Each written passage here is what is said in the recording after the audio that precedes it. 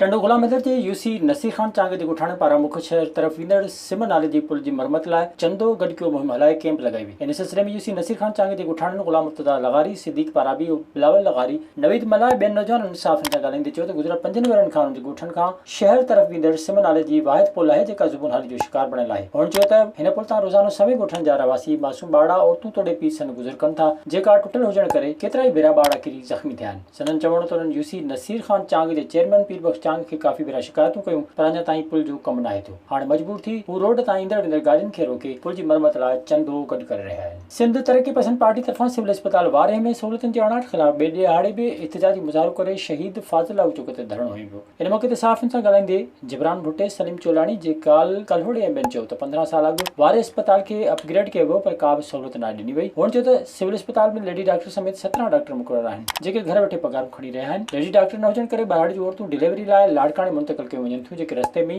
दम धणी हवाले कनि थियूं। अस्पताल में अल्ट्रासाउंड, एम्बुलेंस, एक्सरे मशीनूं मिलियूं हुयूं जेके अस्पताल जे अमले विकिरो करे छॾियूं। हुननि आला अख़्तियारनि खां मुतालबो कयो त अस्पताल में समूरी सहूलियतूं ॾिनियूं वञनि, ॿी सूरत में एहतिजाज जो दायरो वधायो वेंदो। खैरपुर ज़िले काउंसिल जो चौथों बजट इजलास चेयरमैन शहरयार ख़ान वसाण जी सदारत हेठि ज़िले काउंसिल हाल में कोठायो वियो। ज़िले काउंसिल जे चेयरमैन शहरयार वसाण माली साल 2020-21 लाइ 65 करोड़ 56 लख 67,413 रुपयनि जी बजट पेश कई।